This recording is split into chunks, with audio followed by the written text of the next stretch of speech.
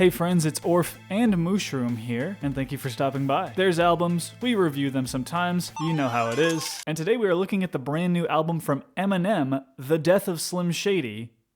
Coup de grace. Eminem is back with his 12th studio album, and it's only been 3 days since I discovered that this guy is now 51. 51, dude. To be honest, throughout most of the 2010s, I was in need of an Eminem album that was not garbage. Okay, maybe not garbage, but for me, like a lot of other people, Eminem's last big hurrah was the Marshall Mathers LP number 2. While it was far from perfect, it showcased Eminem's technical ability and had the staying power reminiscent of his earlier records. In my eyes, that album served as the actual death of Slim Shady for many fans. Because Revival was a disappointment, and Kamikaze was lackluster, and Music to Be Murdered By was a bit better, but still suffered from uninteresting verses and themes that just didn't compare to what made Eminem famous nearly 2 decades earlier. So here we are with the death of Slim Shady, and needless to say, the bar was set kinda low for this one. And I want to split this up into 2 categories. The first being the musical nature of the record, the production, the ability to spit. And when acknowledging that, Eminem's ability to flow and rhyme is not really in question. On this album, he isn't really trying to wow the listener with intentionally difficult or fast rhyming techniques, at least not as much as on some previous records. But Eminem has had decades to perfect his diction, and it definitely shows here. And as far as the production and instrumentation go, for the most part on the record, it's quite solid. Each beat matches the theme of each track very well. This record features production from Dem Joints, from Fredwreck, from Q-Beats, from Cole Bennett, and has frequent collaboration with Dr. Dre and Louis Resto, among others. So this high quality of production is not surprising. So yeah, everything on the musical side of this record is here and accounted for, and it does a serviceable job. The issues I have with this record actually come more with the second category, which is the actual content of what is being said and the meaning behind it. And let me be 100% clear here, I do not give a shit that Eminem is trying his hardest to get himself canceled, or at least brag about the fact that he can't be canceled. Not only is he known for doing this, cause you know, he's Slim Shady, I'm also just not in a position to say which views are right and wrong. However, the delivery and context of these views, whether Eminem be playing a character or not, varies greatly. Sometimes they come off as great and meaningful, sometimes forgettable, sometimes cringy, sometimes out of touch, and sometimes just outright laughable. Despite my criticisms, there are some legitimately positive things to talk about here. First of all, I think I'm feeling a bit bitter about this album just due to the quality of the singles, which I actually found quite enjoyable and are some of the best tracks on the record. Houdini does a good job of being self-aware and acknowledging how much Eminem really has changed since his inception. I think Slim is jokingly acknowledging that he can't remain the exact same version of Slim Shady that people loved and hated 20 years ago, yet he also cannot completely reinvent himself because of his past and how it will always be a part of him. It's also just a goofy, nostalgic comment on everyone that helped Eminem get to where he is today, so it's not extremely cringeworthy or dumb to me, more just kind of goofy, a low-key bop, if you will. And Toby is even better. I felt that Marshall's contribution could have been a little bit more significant because I feel like Big Sean and Babytron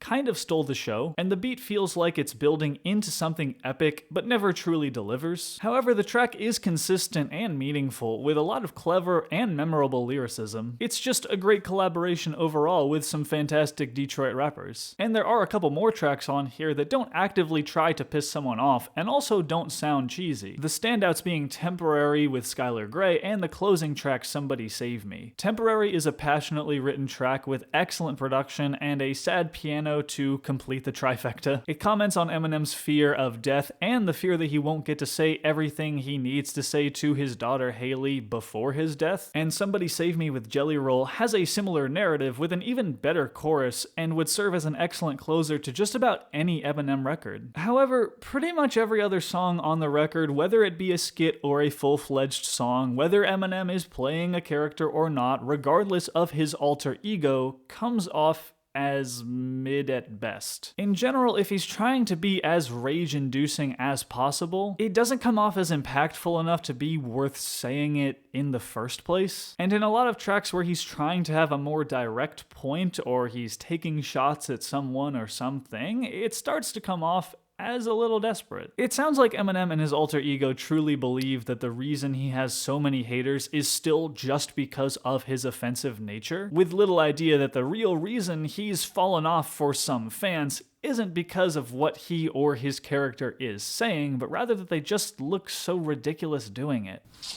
Ultimately, the death of Slim Shady is a mixed bag. It showcases Eminem's still impressive technical skills and has moments of strong production and poignant lyricism. He's showing us that he can do this. However, the album just often stumbles in its attempts to remain relevant and impactful. The content can frequently feel forced and out of touch, and many tracks fail to resonate as strongly as his earlier work. And while there are a few standout tracks that remind us of Eminem's brilliance, much of the album feels like it's trying too hard to recapture past glories or provoke just for the sake of provocation. I know that's what Slim Shady is known for, but here it kinda does come off as corny some of the time. I mean, if you're a diehard fan, you will find moments to enjoy, but if you're looking for the Eminem of old, this album is definitely gonna leave you wanting more. So from me, the death of Slim Shady is gonna get a D. It is not the worst thing Eminem has ever created, and it's probably his best record in the last 10 years. I just don't think that's really saying much. So I guess mid at best is the best way to describe this one, but with the dismal Eminem records that have come in the previous 10 years, I can say that this is an improvement. So those are my thoughts, but I would love to hear yours. Throw them in the comments, and I will read everything, I promise. And with that said, I hope you all have a fantastic evening, stay safe out there,